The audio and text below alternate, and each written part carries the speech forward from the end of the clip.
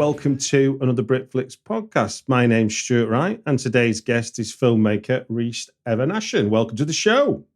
Thank you very much. Thank you for having me. Marks out of 10 on pronouncing your surname. Absolutely. Yep, I love it. Thank you very much. I'm glad I got it right. We're here to talk about 3 films that have impacted everything in your adult life. But first, let's talk about you as a filmmaker. You work with a good friend of mine and a friend of the show, Avi Federgreen, and you're what, head of development, is it? Is that your Head of development, that's right. Head of development at what company? At Federgreen Entertainment. Brilliant. So do you want to give us a brief picture as to what Federgreen Entertainment are up to right now?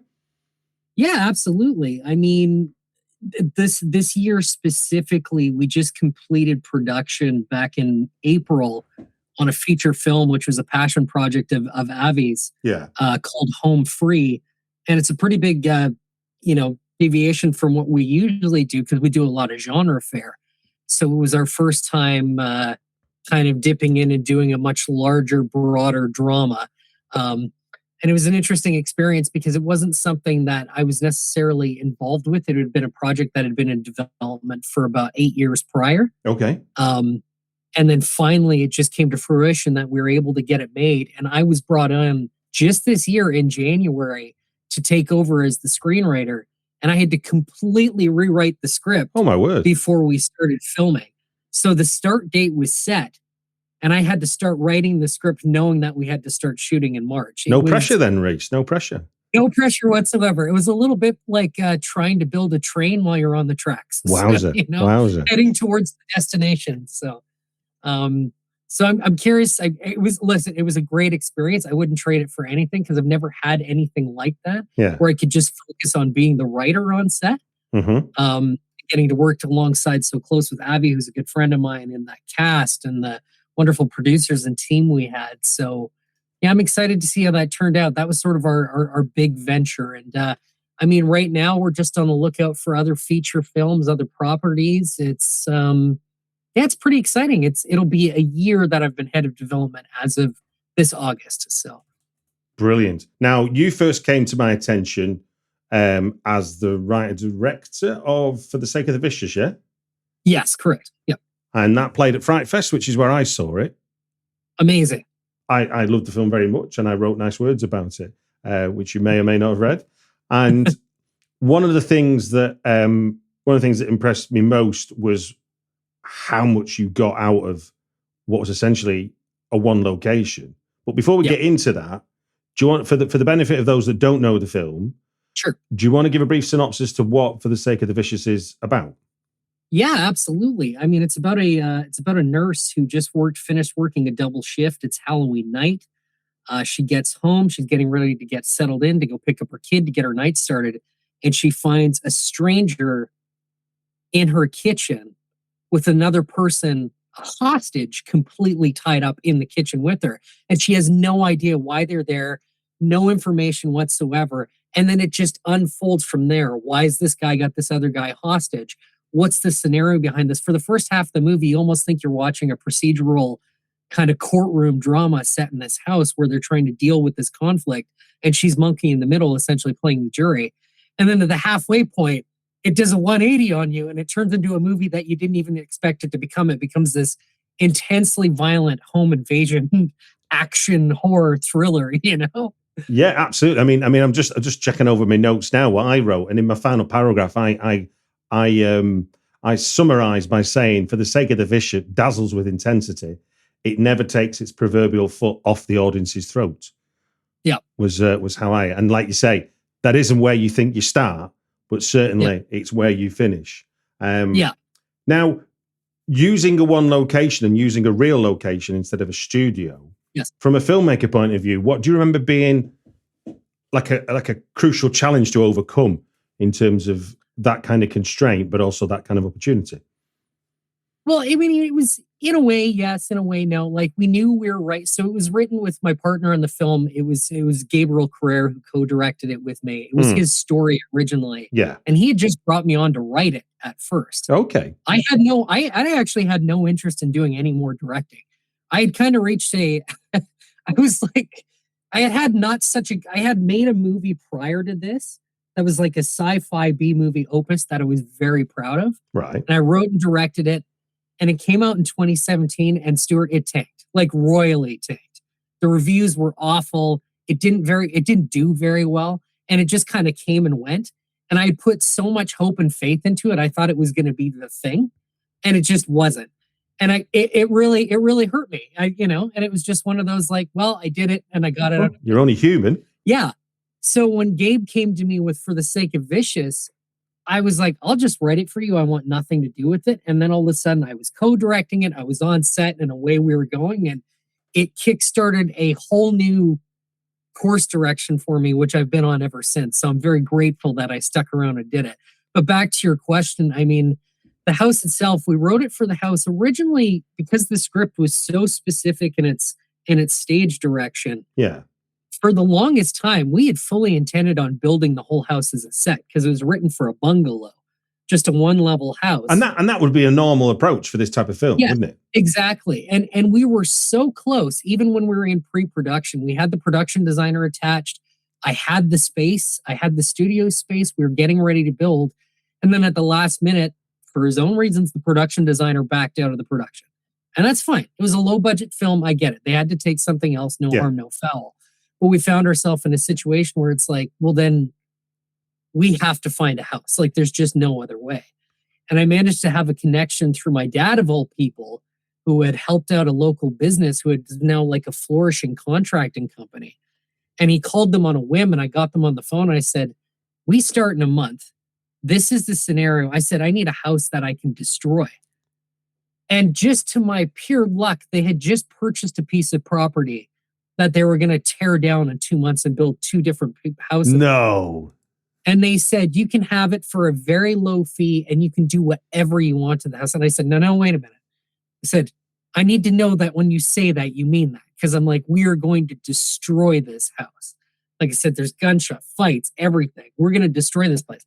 They said, no, you have our word. So yeah, because I was going to say, there's for once you invite a film crew into your house, yes, even when it's not a violent revenge movie. Yeah, oh, it's a disaster no matter what you do. Yeah, even on a drama, as we just had in April. So they gave us the keys to the house and we were off to the races. And I'm like, it's incredible that it came together that fast. It was a little tricky at first because the house was obviously a completely different layout from everything that we had been rehearsing and practicing. So we really had to kind of put our heads together in those last couple of weeks before we shot and sort of rethink the action. Yeah, because thinking about it, a bungalow is a single story building, whereas you clearly go upstairs and downstairs in the official version. Yeah, and it's great because it actually gave us way more suspense and way more room to play with. It was the thing that doesn't come across in the movie, I don't think, is the house looks massive to me in the movie. When you're in the house, like, it is so incredibly small. You know? Like, you could, and there was, we didn't have a big, like, it wasn't a big budget film. We had one trailer outside, but everybody had to share the house. So pretty much whenever the camera's filming, so just picture 14 or 15 people like jammed into a room. Well, I'm going to say the bit that sticks in the memory, and which is no mistake in the constraints of size you're working with, is the sequence in the bathroom. Yes, of course. Yeah. So do you want to talk us through kind of how you prep for something like that, and how long does that sequence take to even get into the camera? 100%. I mean, the bathroom was our set piece in the script. It was always the favorite part of anybody who read it. Yeah. When we got to the house, the actual bathroom was incredibly small, very, very small, like barely walking room. It was just toilet, sink, shower. Yeah. But what was next to it was a spare bedroom. So we looked at the spare bedroom and we said, we're going to make one set. Let's build this set. So we ripped up the carpet. We went to a secondhand store. We bought the giant clawfoot tub because I wanted that specifically by the window for the action. We got a toilet. We got a sink. We installed it. We put it in. We painted the floor. Got the camera department to put in all the lights. And we shot it in one very long 20-hour day, which was awful. We had talked, we had prepped. The stunt team went in that morning. They walked through the entire fight with us. They got the cast in there. We rehearsed the fight for probably 6 or 7 hours.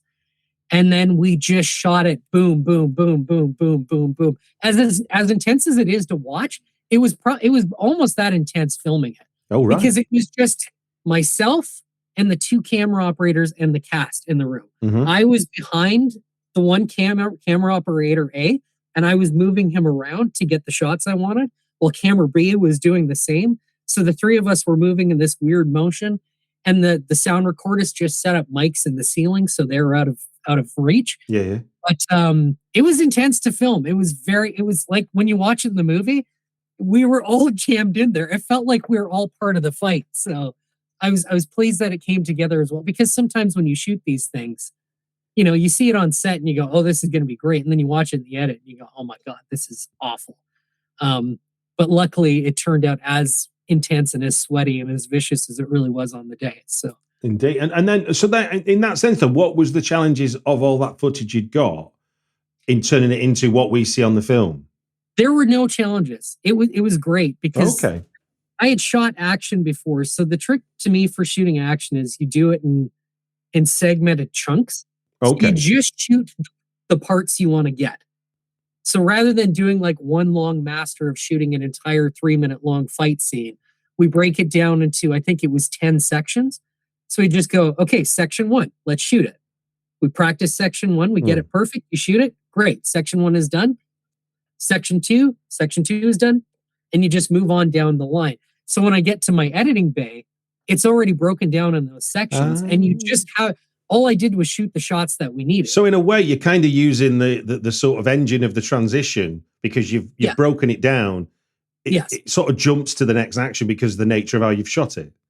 Yes, exactly. So the idea of continuity doesn't matter as much because it's about the lurching around, isn't it? Yeah, exactly. Okay, that makes perfect sense. Yeah. Well, congratulations. Oh, thank you. Thank you very much. But as an editor, the trick to it too is like, I know what I need in the edit. Okay. So I just shot what we needed. So when I got into the edit, it was actually, honestly, that whole film was one of the easiest films I've ever edited before. It came together incredible. I think I did it in less than a month. And that first version we showed, our rough cut, is not much different than the one that's released. Was there any sort of new story development that came out of the edit? Was anything new discovered out of it that you needed to move around? Yeah, I mean, we went and reshot a couple quick little things to add in, but for the most part, I mean, it pretty much was what it was. I mean, because of the nature of how small the production was, unfortunately, we had to cut a lot of stuff as we were going. Mm-hmm. So I think the movie, rightfully so, I've seen critics point out, it's got some plot holes, and I'm like, I fully acknowledge that. I'm like, because we had no other choice. Yeah. We had to chop stuff as we were going, and we kind of did our best to piece it together as we shot it. So I think it's the best possible version of that movie, given the circumstances that we had making it. In a way, though, it's cousins are films like Assault on Precinct 13 and things like that, aren't they? Yeah. Where it's about the culmination of everything. It's not necessarily about how immaculately plotted it might be or not be. We kind of go with the energy. Well, yeah, and the whole idea too for me was that you're just supposed to be dropped into the story with the main character. Yeah, and she has no idea what's going on. And that was the experience that we wanted from the whole beginning. It's like, we just wanted you to experience this as she was. You wouldn't know what was going on. You wouldn't know in fact, I think we give the audience even too much information. I'm like, I wanted it to be completely unexplained. Do you remember in that saying then, do you remember what was the kind of kernel of the idea for Gabriel's original story that led to the film we see today? It was that idea of, it was the hostage situation. That's where the kernel of the idea was. Right. And then I think I brought in the sort of home invasion thriller and the kind of crime procedural aspect to it. Got you. Yeah. Brilliant. Well, look, I was a big fan of that film. Still am a big fan of that film. Congratulations on it. And I'm happy I got a chance to speak to you about it. But now we're going to move on to 3 films that have impacted everything in adult life. Without further ado, and in the order that you gave me them in, the first film on your list is written and directed by James Cameron. It is 1984's The Terminator. Do you want to talk us through how you come across this film, where you see it, who you see it with, etc., etc.? Absolutely. So, first off, my name is Reese, and I was named after Kyle Reese in The Terminator. Really? Yes. You're off to a flyer already. You're off to a flyer already with that one. Yeah. So my mom and dad, neither one will give each other. I don't know who. They both say it was their idea, so I'm not sure whose idea it was at the end. So the Terminator has been there since the day I was born. I was born in 86, so it was 2 years after it came out. Okay. And it was introduced to me just on the very nature of like, you are named after this character. And you have to remember, and I know you do, this was a time when it was socially acceptable to show kids a movie like The Terminator, you know? And especially if you'll remember the Terminator 2 specifically, Judgment Day, was almost marketed towards kids. You know, they had toy lines and everything. Toy companies didn't seem to see the line between what was an R-rated film and what was a kid's toy, did they? Exactly. So I had watched both of those films at an incredibly young age. My uncle had specifically bought me the VHS double hitter, like 2 collector of Terminator 1 and Terminator 2. Now, admittedly, you know, when I was young, and I think this is fair to say, you know, Terminator 2 was always the one I went to because, you know, it's the spectacle, it's the action movie, it's the big one. But Terminator, the first one, especially as the years have gone by, has been the one that resonates with me the most. Not just because of the obvious connection to the name, more and more as I get older, what an expertly crafted film that is. And, you know, as a screenwriter, and I'm sure you would agree, I think the one thing that gets overshadowed about it or not talked about enough is how ruthlessly efficient James Cameron's screenplay for The Terminator is. Oh, without a doubt. I mean, like, we don't have enough time to get into it, but I mean, even if you want to focus on the bare bones of, you know, he was the master at delivering exposition. You know, there's a good, 30, 40 minutes of that film where, as the audience, if you had no idea watching it for the first time, you don't know that Arnold Schwarzenegger is a robot. You have no idea. And it isn't until the tech noir sequence when Kyle shoots him a bunch of times and then he sits back up and he's chasing them in the alley and you see the red vision going, you're like, what the hell is this? And then through the course of a car chase, that's not only a car chase, but it's a shootout and then a holdout in the middle of a parking lot and then a chase with the police. Michael Biehn's character gives us all this exposition that in any other circumstance would be incredibly boring to listen to. But it is so thrilling because it's through a car chase and they're getting shot at and they're getting chased and he's dumping all this information on you. And you're so connected to Sarah Connor as a character because you're that character watching the film. You're seeing it through their eyes that you're going, yeah, okay, shit, I'd go along with this. And he does all the beats that I think you would go along with as well, like the misquestioning of it. You know, she asks all the right questions that you would in that situation. And he gives all the perfect answers that as a writer, it's a great throwaway because he doesn't have all the answers. So he doesn't have to give you all the answers. Like I love when he's getting interrogated by the cops and they're trying to ask him about the time machine. And he goes, I don't know. I didn't build the fucking thing. And I'm like, as a writer, I'm like, that's a great throwaway line because I wouldn't know how to explain the stupid thing either. So, well, yeah, I was going to say, because one of the key things the film does is two things. Is it lets us imagine a dystopian future we've never seen. Yes. And it has to get that across or else it doesn't work. Yeah. And it's got time travel. So it's like there's a double whammy going on there that's tough for any screenwriter to sort of bring to the table without too much talking. Yes, 100%. And I think probably the biggest thing I take away from it is like inspiration moving forward on other projects or just the thing that I connect to the most is going back to the idea of Sarah Connor, which is this. And, you know, it's kind of the fundamental rule for most great films. It's an ordinary character that's been thrust into extraordinary situations, you know? Like, I love that perspective. We were just talking about it with For the Sake of Vicious, where you have a character who's so removed from the scenario you're about to throw them in. There's just something that's so much easier to connect to as an audience member when you're watching a film like that. You know, it's hard sometimes when you go in and the character, you know, your lead character knows everything already, or they've been through this situation and you're playing catch up. Whereas Sarah Connor's character, I'm like, there we go. Go on, finish your thought. Sarah Connor's character, what? Well, you're along for the ride with her. You're learning all the information with her. You're getting the dazzle, the spectacle, everything, the wow factor. I think it's ruthlessly efficient screenwriting, and it's impressive that he did that back then before he became what he is now, you know. So. Yeah, as well because James Cameron's responsible for two of the greatest sequels, isn't he? You know, T2 and Aliens. But right, and then Yeah.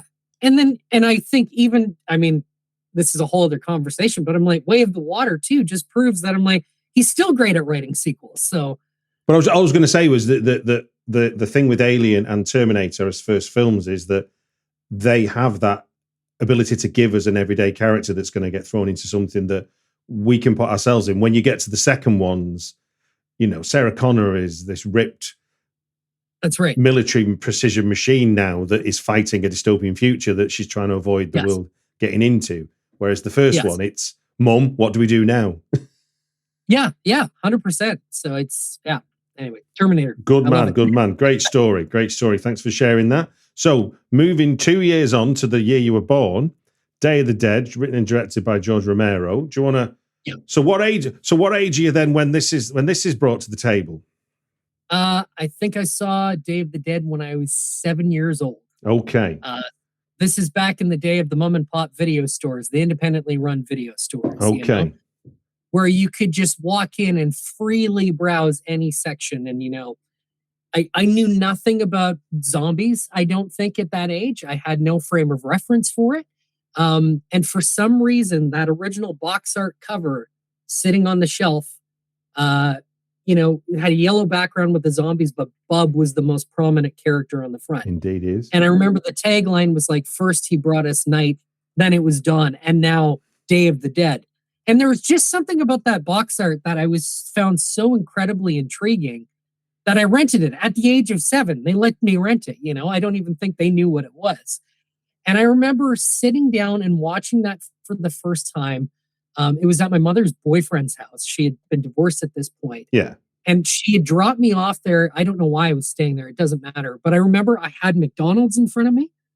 And I sat down to watch this film that I had no frame of reference for. And it starts off with the hands coming through the wall. And you're like, okay, that's interesting. And then it has this opening scene in Florida. They land. He's calling out, hello. You're seeing all this, like, you know, the world's in ruins. You're going, what the hell's going on? And then it cuts to that shot of the ground. And the music starts picking up. And you just see a silhouette of the shadow moving. And then it cuts to this shot looking up. And it's back against the sun. And there's this fucking zombie missing its lower half, its tongue hanging out, blood dripping. And then it looks up and the title goes, Day of the Dead. Let me tell you, Stuart, at 7 years old, having never experienced anything like that, that's the one thing in my life. I'm like, that moment changed my life forever. Forever. I was obsessed with special makeup effects from that point on. I wanted to know everything about Tom Savini, everything about George Romero, everything about that film. Like, that movie to me was a groundbreaking moment in my life and still continues to be. I mean, my love of zombie movies is insane. I love zombie films. My first film ever was a zombie film. But Day of the Dead has always resonated, not only, and I love the original 3, Night, Dawn, and I know Dawn is usually everybody's favorite, and I like them all equally pretty much, but Day of the Dead is the crowning achievement for me. I think it's... Well, I was going to say... I mean, technically... Yeah, I was going to say, technically, it kind of delivered on the gore that the world was ready to see, and it really went to town on it. Plus, as well, it's the first one that feels like a genuine sequel. You could maybe plot a timeline from where the end of Dawn of the Dead goes to shit, and then picking up the thread with a new bunch of people, because the Dawn of the Dead sort of tackles that idea of there's a zombie invasion or a zombie takeover, whereas Night of the Living Dead is ambiguous as to the origins. You know, that's right. Yeah, it's just it just have to accept that the dead have come to life.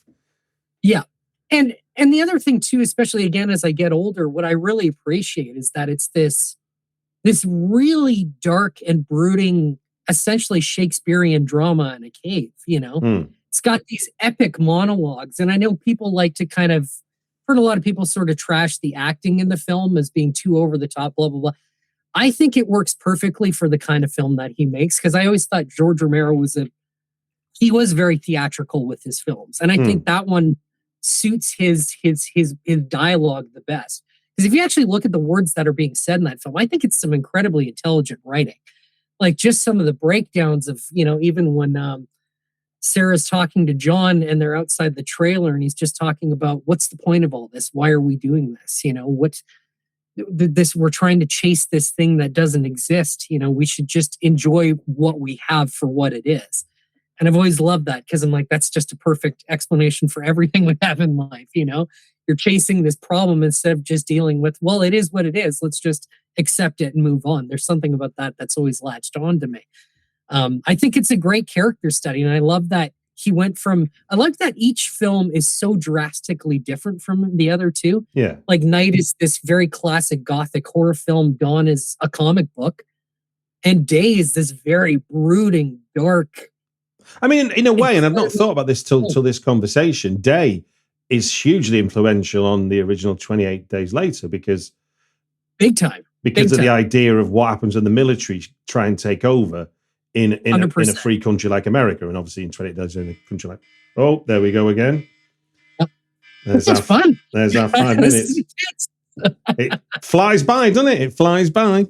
But I mean, just to add, I'd never watching it when I'm a bit older than you, and I saw this as 10, 12-year-old when oh, maybe a bit older, when it came out, and it was one we watched a lot from the video shops. Right. And then it wasn't until watching it, like being a screenwriter, that I realized what a brilliant exercise it was in a contained horror film, because absolutely. I always thought of it as being a big film, and I think that's that little trick of like out in Florida, helicopter coming in, going under, and you really don't leave the basement after that. And that's and obviously Night of the Living Dead is the exemplar of, everybody with no budget has tried to try and emulate Night of the Living Dead. And obviously Dawn of the Dead has a shopping mall, which was just a beautiful set piece, but it's a huge playground. Whereas the underground bunker is it's like, we build these things to keep us safe, but actually, what's the point if you're just locked underground forever? It's not living, is it? And that was a beautiful part of Day of the Dead. No, and it also, I think it laid the groundwork for what it could have been some really interesting storylines for zombie films moving forward that I don't think anybody really tried. I know he tried to do it with the other three films, and I mean, I still appreciate them, but I don't know. There's something about Day that's very special. Because was it Land after Day of the Dead? It was Land After Day, yeah. So that's 20 years later. Yes. Yeah. And also that was his first studio film, which he got burnt by. And then he went back to his sort of indie film roots, didn't he? Yep. Yeah. So, I think he got it back, but but they're always interesting because what I love about it more than anything else is that a guy who makes a film in 1969 sets the rules for a genre like Bram Stoker did with a book about Dracula. I know. It's like insane. Who can claim like his legacy is every zombie film from now on is his film was the blueprint. The original three films, like they kickstarted an entire genre that keeps going to this day. It's brilliant. So. Right. Well, shifting tone into a different world now. Big shift. Yes. A big shift. The next 5 minutes, we're going to talk about Hedwig and the Angry Inch from 2001, written directed by John Cameron Mitchell. Tell us what this impact is, where you saw this, how you saw it. I'll tell you this. I saw it firsthand because I was on set for the entire shoot. Okay. Wowza. So when I was, this was 2000 when they shot it. Yeah. So I would have been 13. This shot in Toronto, Ontario, Canada. Okay. And my mom worked on the film. She was a part of the locations department, and she was working on film for years. And this was at a point. It's funny because now working in film, I'm like, you'd never get away with this. But she would just bring me to set because she knew I loved film. So Hedwig was one of those shows where she brought me to set, and I would help out. I would just be like this non-union young volunteer on these sets, either helping her or helping other departments. In the case of Hedwig and the Angry Inch, I ended up working alongside the craft department. I worked in the Okay. So you weren't just sat in the corner with a Game Boy. You were able to just sort of... I actually worked. I was making meals, putting stuff together. I was helping my mom with the locations department. I was on for probably 90% of that shoot. And that was one of the best summers I've ever had. And especially as somebody, who loved film, was obsessed with filmmaking, specifically genre films at that age. But to go onto a set like that at that age, summer 2000, Toronto, Ontario, like that was a life-changing experience in the sense of just seeing, oh, this is a real film. Like, watch how this is being made, and the theatricality of what John was doing with his story. And also at the time, like, it's funny to see how it's become such a thing now, Hedwig. Like, it's, became a Broadway play. It's a well-respected, it's gone Criterion, for God's sakes. But back then it was this little tiny independent film being shot in Toronto that nobody really knew what it was. Nobody really cared. It felt like we were all part of this weird artsy independent experiment. And he shot so many different scenes that we were there for that are so wild and out there that aren't even in the movie. Like, there was this whole subplot of Andrew Martin's character having a cell phone built inside her head, like that she controlled with her teeth. So to witness that, to witness the camera work being done, to witness, being a part of these amazing sets and these costumes and these characters, and just having this access to it as a kid, nobody questioned it.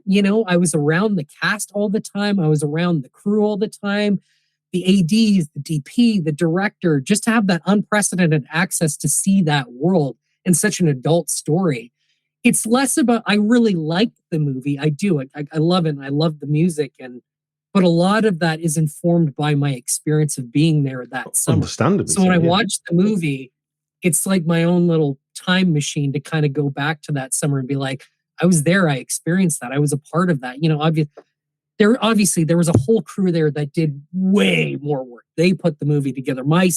I added like 0.01% effort into what I could as a 13-year-old, just providing some food, and I spun some fancy disco lights. But that changed a lot of things for me. And I remember even back then, there was a very young filmmaker on set who was we have the Directors Guild of Canada, who's a DGC trainee. And I had a script back then. I'd written like a 60-page script, which was probably god awful. But this young man read the script for me on the set and gave me all these wonderful notes. And it ended up being Brad Payton, who directed San Andreas and like Rampage with The Rock. Seriously? Produced all these TV series. So it's pretty cool. I mean, yeah, Hedwig, man, that was an experience. And I still live with that. That's why I always put it on that list, because again, just the feeling of being on set, being with those people, having that experience for the first time and seeing how a film really comes together, especially a musical, and seeing kind of the ins and outs of how they made such a small budget